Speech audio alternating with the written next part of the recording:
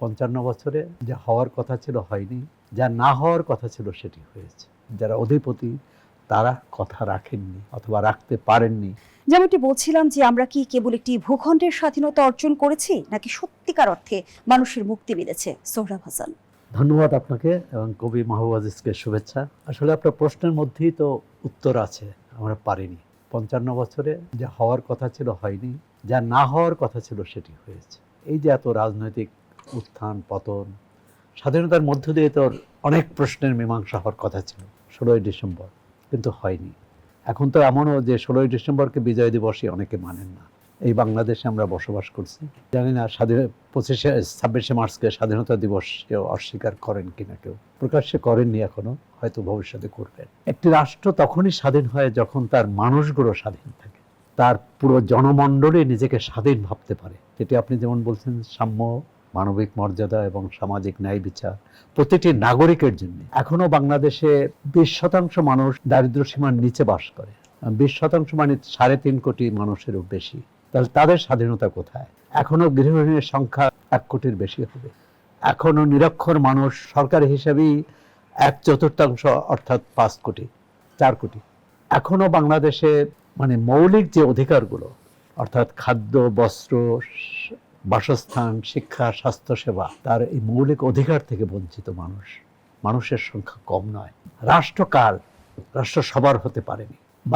আসাদ চৌধুরীর একটা কবিতা ছিল, বাংলাদেশ কি বলার ছিল, বাংলাদেশ তোমার যা বলার ছিল বলেছি কি তা বাংলাদেশ। তা বাংলাদেশ মানে বাংলাদেশের যে চালক, বাংলাদেশের যে নায়ক, মানে রাষ্ট্র যারা অধিপতি তারা কথা রাখেননি অথবা রাখতে পারেননি। আমরা কোনো প্রশ্নের মীমাংসা করতে পারিনি। অর্থাৎ মানুষের মৌলিক যে প্রশ্ন, স্বাধীনতা কি? প্রতিটি নাগরিকের স্বাধীনতা যদি নিশ্চিত না হয় তাহলে ওই দেশ কিভাবে স্বাধীন হয়? আপনি ভূখণ্ডের স্বাধীনতা বলেছিলেন, অনেকে তো বলেন যে ভূখণ্ড স্বাধীন হয়নি, কারণ নানা শক্তির দ্বারা নাকি আমরা অধীনস্থ। তাহলে স্বাধীনতার জন্য আরেকটি লড়াই করতে হবে। আমরা তো 71-এ লড়াই করেছিলাম, আমি ভেবেছিলাম 71-এর লড়াই শেষ লড়াই হবে, কিন্তু 24-এ যারা লড়াই করলেন তারা বললেন যে না, 71-এর লড়াইটা অসম্পূর্ণ ছিল। কিন্তু বারবার আমরা গণঅভ্যুত্থানের ভেতর দিয়ে গিয়েছি। গণঅভ্যুত্থান কি সত্যিকার অর্থে পরিবর্তন আনতে পেরেছে নাকি শুধুমাত্র ক্ষমতার হাত বদল হয়েছে? ক্ষমতার হাত বদল কাদের? মানে যারা যে শ্রেণী 72-এর পর ক্ষমতায় ছিল, 75-এর পর ওই শ্রেণীর মানুষই ক্ষমতায় ছিল, আবার 82-র পরও তারাই ক্ষমতায় ছিল 90-এর গণ অভ্যুত্থানের মধ্যে দিয়ে।